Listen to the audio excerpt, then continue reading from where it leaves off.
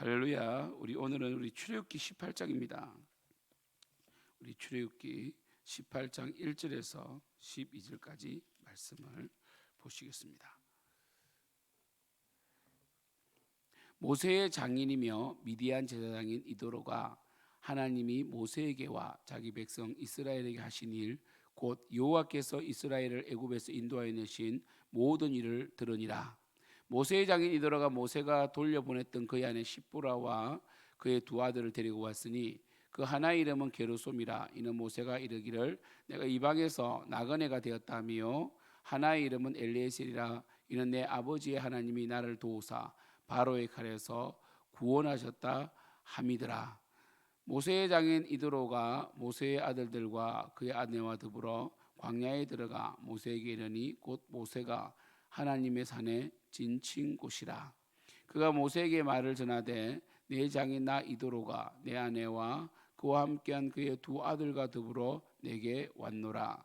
모세가 나가서 그의 장인을 맞아 절하고 그에게 입맞추고 그들이 서로 문안하고 함께 장막에 들어가서 모세가 여호와께서 이스라엘 위하여 바로와 애굽 사람에게 행하신 모든 일과 길에서 그들이 당한 모든 고난과 여호와께서 그들을 구원하시는 다 그 장인에게 말하매, 이도로가 여호와께서 이스라엘에게 큰 은혜를 베푸사 애굽 사람의 손에서 구원하심을 기뻐하여 이도로가 이르되 여호와를 찬송하리로다. 너희를 애굽 사람의 손에서와 바로의 손에서 건져내시고 백성을 애굽 사람의 손 아래에서 건지셨도다. 이제 내가 알았도다. 여호와는 모든 신보다 크심으로 이스라엘에게 교만하게 행하는 그들을 이겼었다 하고, 모세의 장인 이드로가 번제물과 희생 제물들을 하나님께 가져오매 아론과 이스라엘 모든 장로가 와서 모세의 장인과 함께 하나님 앞에서 떡을 먹으니라. 오늘은 이 모세의 장인 미디안 제사장이라고 되어 있습니다. 그죠? 이드로가 그 모세의 아내 십보라와 두 아들 게르솜과 엘리에셀을 데리고 왔죠. 정말 모세는 처음에 이 십보라와 이 두 아들을 데리고 오다가 그죠? 이 길가에서 할례로 인하여 그죠? 죽을 뻔했잖아요. 그죠? 그래서 모세가 이 할례를 행하게 되고, 그리고 다시 그때 이 부인과 두 아들은 돌아갔던 것 같아요. 사실 그게 나아요. 왜냐하면 사실 영적 전쟁 가운데서 모세가 홀홀단신으로 바로 앞에 서서 그들에게 말씀을 전하고 영적으로 전쟁하고 있을 때에 어쩌면 이 가족이 때로는 또 방해가 될 수 있잖아요. 그래서 하나님께서 모세가 온전히 하나님 앞에 헌신할 수 있도록 이런 환경을 조성해 주신 것이죠. 하나님께서. 그죠? 이제 그 두 아들과 아내가 왔습니다. 정말 감격이 되었을 거예요. 왜냐하면 이 아들들의 이름을 보십시오. 게르솜은 이방에서 나그네가 되었다. 사실 모세는 40년 동안 애굽의 모든 학식을 배운 사람입니다. 바로의 왕자였죠. 그죠? 바로의 왕자였는데 하나님의 백성과 함께, 우리 히브리서에 보면 하나님의 백성과 함께 고난받기를 기뻐함으로 그 모든 영광과 부를 버리게 됩니다. 그래서 이스라엘 백성을 돌아보게 되었고 40세에 정말 그 고난받는 그 노예 생활하는 이스라엘에게로 가게 되었고, 이스라엘 백성을 치는 애굽 사람을 쳐 죽임으로 결국 바로로부터 쫓기는 신세가 되었죠. 사실 왕자가 군인 한 사람 죽였다고 바로가 이렇게 쫓고 이렇게 하지 않잖아요. 그것은 아마도 이 바로 국 내에서도 모세의 출생의 비밀을 알고 있는 사람이 많을 것이고, 그리고 이 모세를 탐탁지 않게 바로가 생각했다는 것을 알 수 있죠. 그죠? 그래서 결국 모세는 40년 그 화려한 생활을 버리고 40년 동안 광야에서 정말 아무 하나님의 음성을 듣지 못하고 이 십부로 결혼하고 게르솜을 낳게 되죠. 그 게르솜을 통하여 뭡니까? 나는 이방에서 객이 되었다. 참 체념적인, 어찌 보면. 그죠? 모세는 정말 자신의 그 행위를 어떻게 보았을까요? 처음에는 후회했을지도 모릅니다. 내가 왜 나섰을까? 그죠? 모세는 자신의 혈기를 정말 회개했을지도 몰라요. 방법은 옳지 않았습니다. 모세는 분명히 하나님께서 택하신 제자 그 리더가 맞아요. 하나님의 택한 이 출애굽하는데 크게 쓰일 하나님의 사람은 맞지만 그 출생부터 해가지고 그러나 그가 하나님 때를 기다리지 아니하고 스스로 이 뭔가 하나님 일을 하려고 했던 것이 문제 아닙니까? 그 방법 자체가 잘못되었죠. 하나님은 나중에 우리 출애굽기에서 보시겠지만 10가지 재앙으로 애굽을 치시죠. 그러니까 무력으로 애굽을 굴복시키신 것이 아니라 하나님의 권능의 능력으로. 그러니까 모세가 자기 힘으로 했다면 모세는 영웅이 될 수 있지만 하나님의 사람은 안 되는 거 아닙니까? 그죠? 그리고 무력으로 사람을 죽이면서 이 실제적으로 폭력으로 이 힘을 발휘함으로 애굽을 이기기를 하나님께서는 원하지 않았던 것이죠. 하나님 방법으로 정말 그들에게 충분한 기회를 주고 회개할 기회를 주고 심지어 애굽 사람들도 그 재앙 가운데서 가축을 우박 재앙 때에 가축을 밖에서 하나님의 말씀을 듣고 두려워하여 안으로 들인 애굽 사람의 가축은 죽지 않았거든요. 그러니까 하나님께서는 정말 그 애굽 사람도 사랑하셨기 때문에 그들에게 계속 기회를 줍니다. 10번이나 기회를 준 거 아닙니까? 모세는 자신의 방식으로 하려고 했죠. 그래서 그는 이방에서 나그네가 된 것입니다. 여러분 광야는 하나님과 독대하는 곳이죠. 그곳에서 이 모세가 자신의 첫 아들의 이름을 게르솜이라고 지었다는 것은 모세는 그 모든 것에 자신의 인생에 지나온 행적을 다 담고 있다는 것이죠. 참 이게 중요한 것 같습니다. 우리는 실수할 수 있고 때로는 하나님 뜻을 모를 때가 있어요. 그러나 그때마다 되돌아봐야 됩니다. 그리고 우리의 삶 그 한순간 한순간마다 하나님과 어떻게 연관될 것인가, 내가 지금 현재 서 있는 자리가 하나님 앞에 어떤 존재인가 하는 것을 돌아볼 필요가 있습니다. 그래서 게르솜이라는 이름은 한편으로는 모세가 자신의 혈기를 회개하는 내가 하나님 방법으로 때를 기다려야 되는데 기다리지 못했던 그런 모습도 담고 있고요. 또 한편으로는 좀 처량한 자신의 모습을 좀 왠지 조금 보여주는 듯한 이름 속에서 그리고 또 영원히 하나님께서 자신에게 기회를 주지 않을 것 같은 그런 체념도 좀 들어있는 것 같고요. 아무튼 광야 40년은 모세를 훈련시켰던 그러니까 40세에서 80세까지의 그 40년 동안은 뭔가 모세가 한 것은 없어요. 하지만 그 시간은 귀중한 시간입니다. 왜냐하면 모세의 혈기를 다 빼는 시간이거든요. 그래서 이 모세는요, 민수기에 보면 이 모세는 온유함이 지면의 모든 사람보다 성하다 되어 있거든요. 이 온유라는 말은 야생마를 길들이라는 뜻을 가지고 있어요. 그래서 모세가 얼마나 여러분 혈기가 있습니까? 그 혈기를 다 빼고 있는, 광야에서는 뭔가 업적을 이루기보다는 하나님 앞에 서서 하나님 앞에 자신의 그 혈기를 빼는 게 중요해요. 그래서 우리도 이 하나님 일을 하기 위해서는요, 하나님 앞에서 조정이 필요해요. 조정이 바로 혈기를 빼는 거예요. 내 방식이 아니라 내 방식을 내려놓고. 그래서 처음에 하나님께서 모세를 만났을 때에 이제 80세에 모세를 만났을 때에 뭐라고 하셨습니까? 모세야 네가 선 땅은 거룩하니 네 발의 신을 벗으라고 했잖아요. 네 방식을 이제 포기해. 근데 모세가 그때는 신을 벗어요. 왜냐하면 이제 준비가 됐다는 거예요. 순종할 준비가 됐다는 것입니다. 혈기가 다 빠졌다는 것이에요. 이 게르솜이라는 이름 속에서 그게 보이죠. 또 하나의 이름은 엘리에셀입니다. 엘리에셀은 뭡니까? 내 아버지 하나님이 나를 도우사 바로의 칼에서 구원하셨다. 바로는 더 이상 모세를 기억하잖아요. 이제 구원하셨다. 이제 자유롭다. 그 엘리에셀이 어찌 보면 이제 제2의 제3이네요. 바로의 공주의 아들로서의 제1의 인생, 그 다음에 광야에서의 제2의 인생, 이제 엘리에셀을 통해서 뭡니까? 이제 새롭게 준비가 되는 거죠. 제3의 인생으로 터닝 포인트가 되는 듯한 느낌을 주죠, 그죠? 모세는 어찌 보면 이제 이 바로의 칼에서 구원받은 것으로만으로도 감사했을 거예요. 여기에서 보세요. 게르솜이란 이름에서는요 하나님이 등장하지 않지만 엘리에셀, 원래 엘이란 것은 하나님이란 뜻입니다. 엘로임 엘. 엘리에셀에서는 하나님이 등장하잖아요. 그죠? 이제 모세가 뭡니까? 영적으로 각성을 하기 시작했다는 거예요. 그죠? 처음에는 좀 엉망이 좀 서린 듯한 그런 어떤 느낌. 근데 이 엘리에셀에서는 뭡니까? 어찌 보면 그러니까 모세가 이런 느낌이 아닙니다. 이제 나는 준비됐습니다.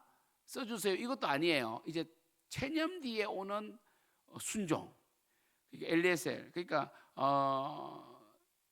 이제 저는 뭔가 할 수 있을 것 같아요. 저 이제 40년 동안 광야에 있었으니까 써주세요. 이게 아니라 이 엘리에셀이라는 말 속에 뭐가 있느냐면 나는 원래 아무것도 할 수 없는 존재였구나. 애굽에서 배운 그 수많은 학식이 하나님께서 터치하시고 하나님의 손에 붙들림 받지 않으면 쓰임 받을 수 없구나 하는 것을 깨닫는 것이 바로 엘리에셀이에요. 여러분, 우리는 어찌 보면요, 우리 인생의 신앙의 과정이 광야에서 게르솜에서 엘리에셀로 가는 과정인지도 몰라요. 그죠? 우리는 혈기로 살다가 때로는 좌절하고 넘어집니다. 예수 안에서도. 그러다 결국은 구원의 하나님을 높이죠. 내가 구원받은 것만으로도 감사한 일이구나. 내가 이 구원받은 것만 해도 위대한 일이구나. 이렇게 감사로 끝을 맺죠. 그때 하나님께서는요 또 우리를 쓰세요. 이제 하나님께서는 모세를 보고 계시잖아요. 그죠? 이 게르솜과 엘리에셀을 통하여 모세의 40년 광야 인생이 보여지잖아요. 그들이 이제 아들이 왔어요. 모세는 어찌 보면 40년 동안 그 광야에 있으면서 미디안 제사장 이드로의 처가살이를 하면서 그는 그 인생이 끝나는 줄 알았는데 정말 하나님께서는 모세의 이름 자체가 물에서 건진받은 이 구원이란 뜻 아닙니까? 그 모세에게 비전을 주신 거거든요. 사실은요. 모세가 사실은 이 애굽 사람 밑에 고역을 담당하는 이스라엘에 갔을 때도 모세가 그냥 한 건 아니잖아요. 하나님께서 뭔가 비전을 주셨는데 그 비전이 이제 성취된 거예요. 그 60만이 넘는 어찌 보면 남녀 다 합치면 200만이 되는 그 백성을 그 초강대국 어떤 누구도 건들 수 없는 살아있는 신이라 불리는 바로의 손에서 홍해를 건너서 건져낸 거잖아요. 이끌어낸 거잖아요. 그죠? 이 모세의 그 엄청난 그 감격, 어찌 보면 이 두 아들을 보면서 더 감격했을 겁니다. 그리고 그는 하나님을 높였겠죠. 이러한 이 모세의 간정을 통하여 누가 변화되었습니까? 모세의 장인 미디안 제사장 이드로가 변화되었어요. 미디안 제사장이란 것은 굉장히 신분이 있는 것이죠. 그 시대에 제사장은 가장 높은 신분 아닙니까? 그 시대. 그죠?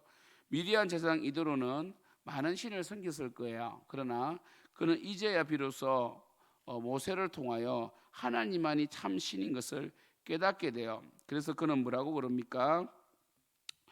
5절 모세의 장인 이드로가 모세의 아들들과 그의 아내와 더불어 광야에 들어와 모세에게 이르게 되었을 때에 6절 그가 모세에게 말을 전하되 뭡니까? 이제 왔다고 하니까 모세가 나가서 장인을 맞아서 입 맞추고 장막에 들어가서 그래서 8절에 모세가 여호와께서 이스라엘을 위하여 바로와 애굽 사람이 행하신 모든 일과 고난과 그리고 그 구원을 다 말하게 되죠. 그때 이도로가 여호와께서 이스라엘에게 큰 은혜를 베푸사 애굽 사람의 손에서 구원하심을 기뻐했다라고 되어 있습니다.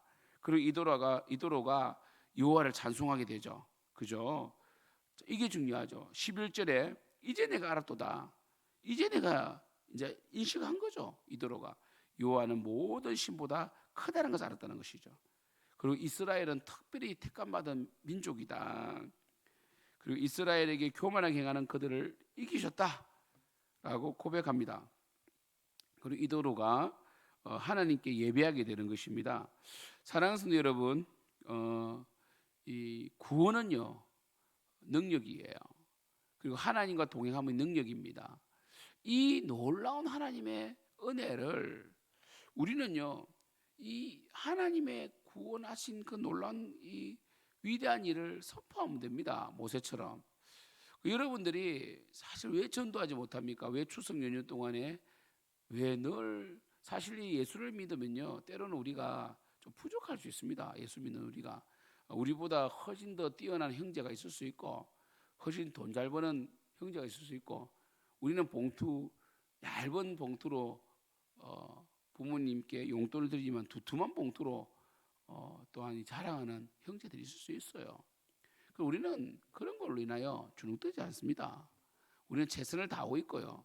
우리 가운데서 우리의 마음을 전달하는 것이죠. 비교 경쟁에서 살지 않습니다. 우리는 예수님께 구원받았고 정말 우리는 어떤 상황에 있든지 최선을 다해서 하나님을 섬겨가는 거 아니겠어요? 그죠? 그리고 우리는요, 예수님을 인하여 이 연휴 기간에도 감격하고 기뻐해야 됩니다. 주눅들지 마시고요. 너무 자기 방어하지 마십시오. 여러분 구원받았지 않습니까?